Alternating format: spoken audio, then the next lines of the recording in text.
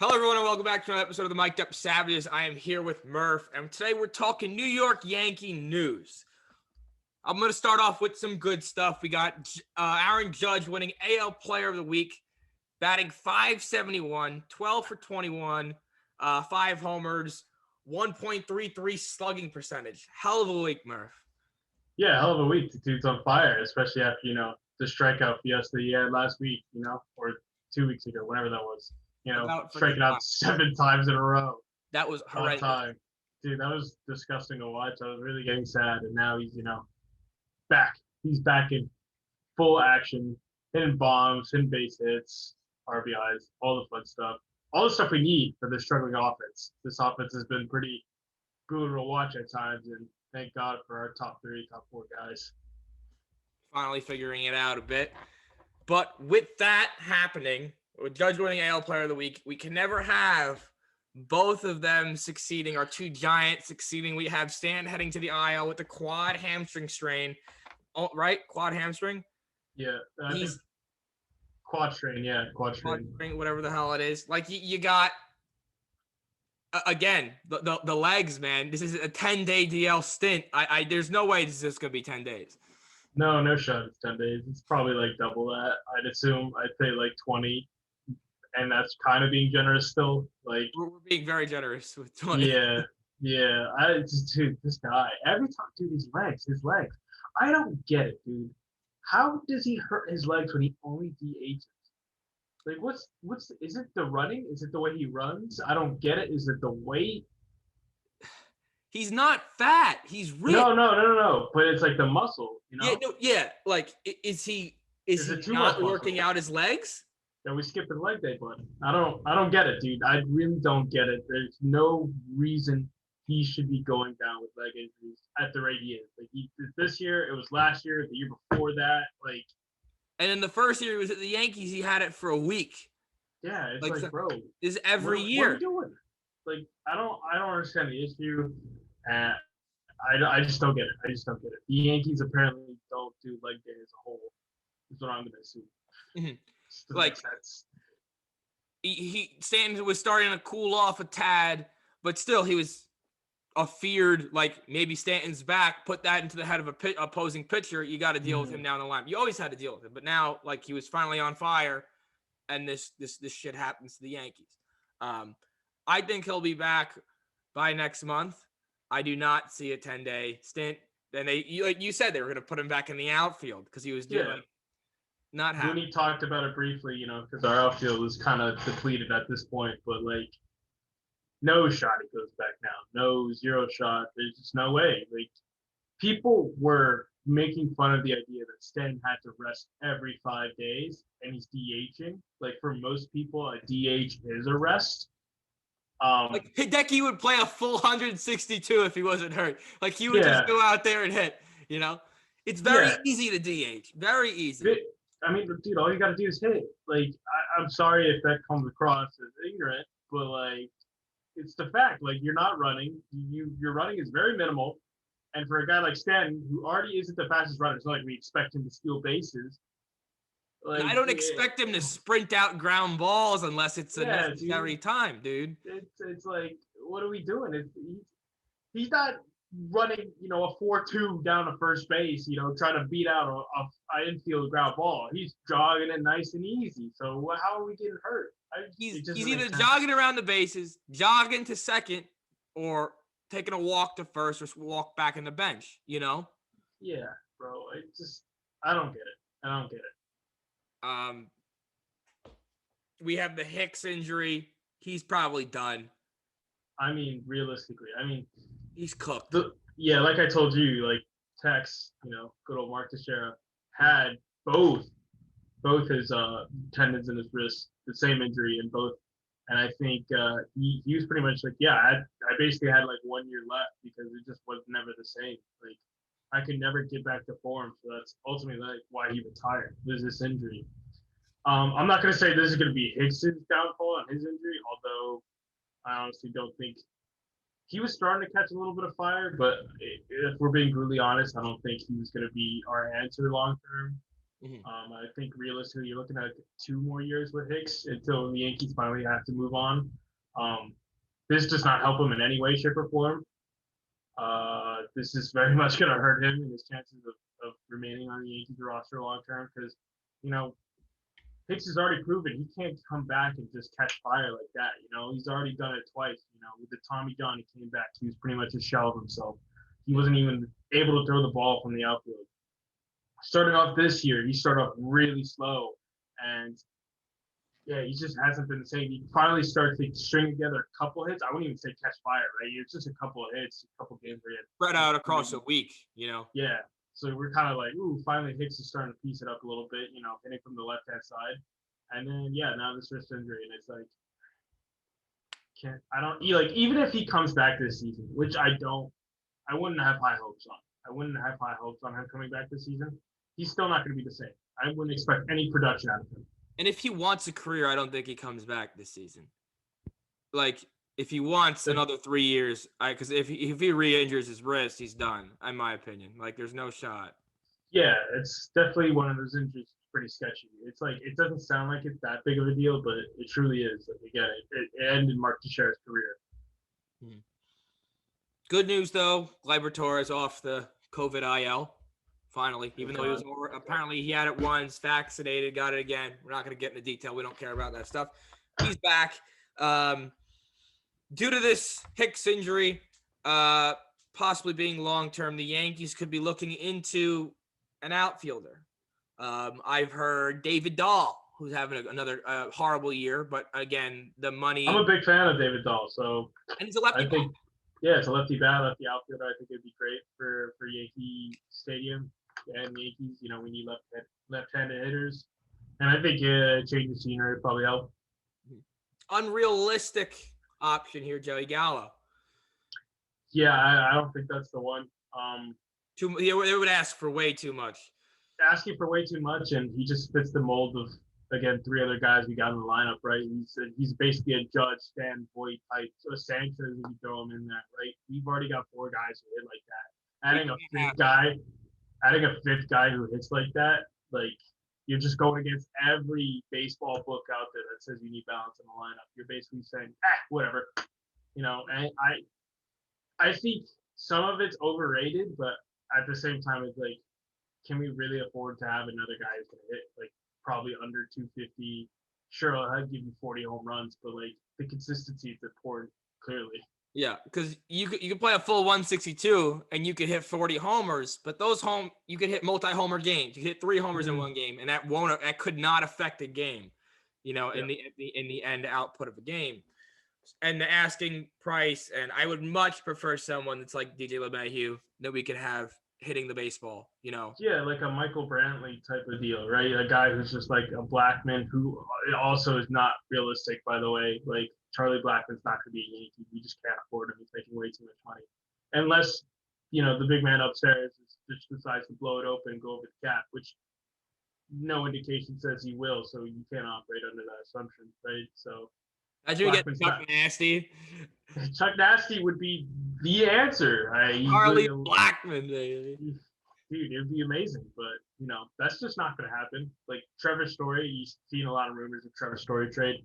Not going to happen. There's just no way I can see the Yankees shelling out the prospects, especially since this team hasn't made a move in 2 years in a row. Like we got on the deadline and we haven't done anything. Yeah, nothing. Not even like barely even a minor move. Like the most. Yeah, and this is making the Talkman trade look horrendous. Yeah, the Talkman trade is really biting us in the ass right now. You know, we traded away we were like, hey, we have way too many outfielders. And to be fair, I was also on that trade. We have way too many outfielders. Yeah. Then, you know, we go off and trade Talkman, and look at that. We don't have that many outfielders after all. It turns out, you know. We got Wandy Peralta, bro. Wandy Peralta. I mean, yeah. What can you do? I mean, it's brutal right now because, you know, we don't have a backup center fielder. If Brett Gardner goes down, I don't know who plays center right now. Actually, you know, obviously Ryan, whatever his face, the guy they brought up. Lamarier? Yeah, Lamarier. He would be our backup center fielder. But, like, it's nothing. They might as well just put a glove in center field. Just put a glove sitting where Hicks would stand and his jersey and a candle in remembrance of him. Like, we might as well go up to the plate and just be like, all right, we got 8 batters. We just turn over the lineup. It's just like automatic out. Or Judge bat twice, but he starts with a 1-1 count. Maybe he has to hit lefty on the second time Judgy does. Maybe we even it out that way. I don't know, dude. But I can tell you Ryan's not the answer. Yankee fans. He's not going to be the Messiah. He does look like Mike Tauchman, but I can assure you he's not going to be no Mike Tauchman his first year with the Yankees, okay? Oh, no. No, nothing beats Sockman his first year at the Yankees, robbing that home run in Camden, or hitting the clutch homers and doubles against the Red Sox. I thought that the Miami Marlins could possibly help us out in a way. Starling Marte. He's got a year or 2 years left. And he wouldn't be that expensive to possibly re-sign. He's a contact hitter. He's got a little pop. When he gets hot, he's really freaking good, and he'll swipe a bag or two for us. Yeah, I don't know. It could be an option. Again, it's so tough for me to say definitively yes or no to a trade, because I truly don't know who the Yankees are. The Yankees are going to buy low on an outfielder. I don't think they're not going to get a household name. It's not going to be someone you're going to be like, oh, thank God they got a Jock Peterson, right? It's not going to be anybody like that.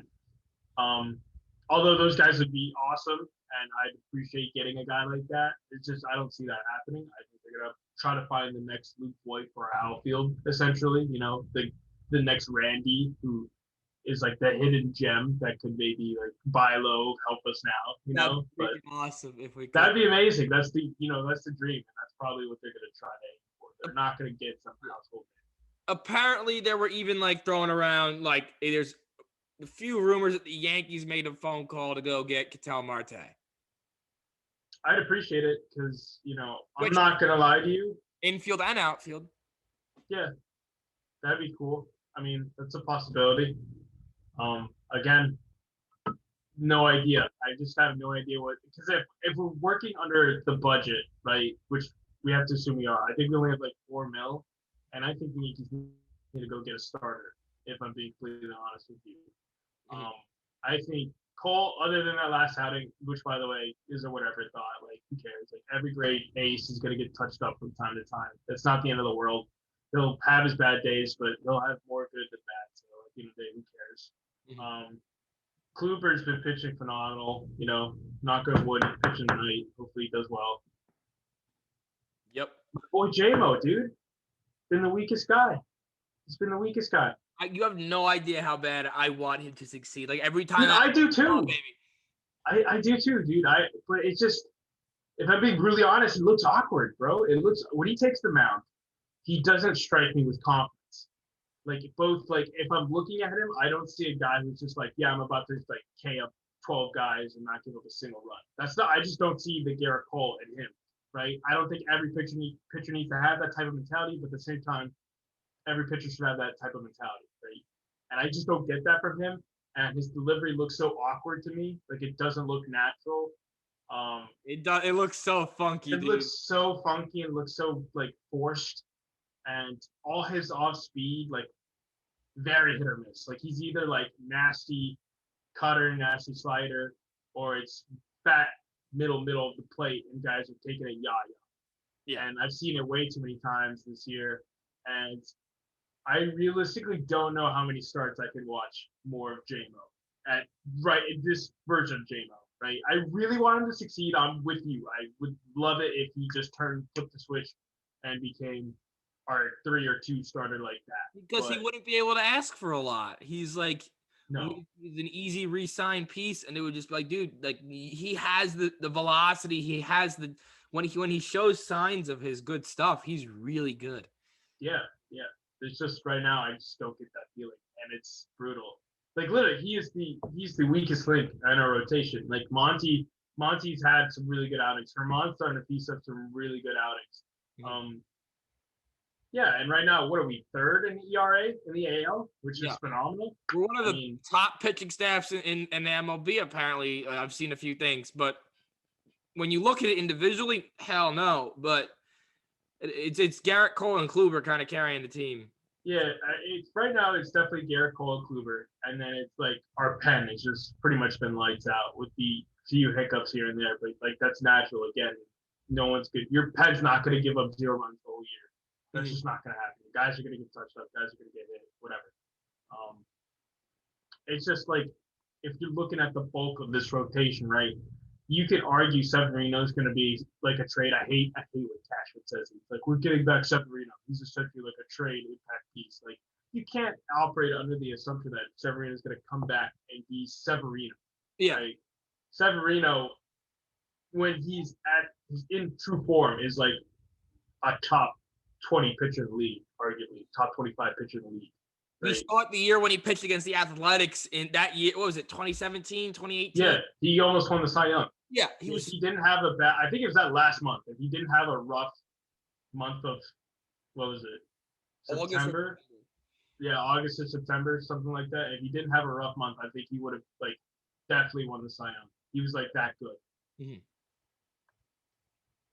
Well, to end on some good news for the boys, Gerrit Cole broke a few day old record, 61 Ks without a walk. Pretty awesome. That's phenomenal. Another reason why he's a good pitcher. He didn't have a good start versus Texas, but we all have our bad outings. That first inning was electric though. After that first inning, I thought, okay, Cole's on one right now, and quickly went downhill. It quickly became not a great one. It's a miss for the Texas Rangers. Sometimes they come out, it's always that's just baseball, dude. That's just baseball. The Texas Rangers, like one of the worst offensive hitting teams in the league, and they just touched up our ace pretty good. That's gonna happen. Yeah, I'm fine with that. It's okay, Cole. Get that one out of the way. Get it out of the way now. Whatever, bro. Mm-hmm. Well, we have a record breaker. We have guys coming out the DL. We have guys going to the DL. Thank you, Murph, for joining us. We got, hopefully a good trade coming soon. I need an outfielder. I need a lefty outfielder, and I could use a starter to satiate me and this pain that I feel now. I'm happy Hicks is gone. Screw him. Jeez, bro, come on. You bat like 100 and was barely getting on base. Sorry. I mean, if we're gonna go at anyone, go at Mike Ford. Dude's like hitting a 89. Yeah. Like, yo, he pimped that long single yesterday. Though. I don't care, bro. He's like, yeah. And then he walked to first. I'm sorry, but I want that guy gone yesterday. Like, he's just been so bad. Like, I think he's touched maybe put balls in play. I think he's done it 5 times this year. And it's either a home run or 5 bases this year. Dude, it's either a home run or it's a strikeout or a flyout. Okay, last thing, but Esteban Florial is tearing the cover up the baseball down there. Yeah. So we could possibly see him later in the year. Yeah, much later. I wouldn't expect anything too soon. Unless they do decide whatever, maybe spark something. Yeah, he's been tearing the cover off the ball. It seems like a lot of Yankee prospects have just been going moonshot after moonshot. Oswald Perez, another guy, our shortstop, in Double-A, has been lighting it up, hitting home runs. So you never know. I mean, so far so good. So far so good. Yankees are, I think, a game and a half back of first place. Division's getting close, except for the who's in last place? Orioles. Sorry. Did you really have to ask that question? Yeah, my bad. So Yankees pushing for first place. Hopefully we overtake the Red Sox. Nice and easy. It's going on a nice little win streak. Luke Voigt heating up a little bit with that home run. Nice to see him back in the lineup. We'll be talking to y'all soon about some New York news. Thank you, Murph, for joining me. We'll see you in the next one.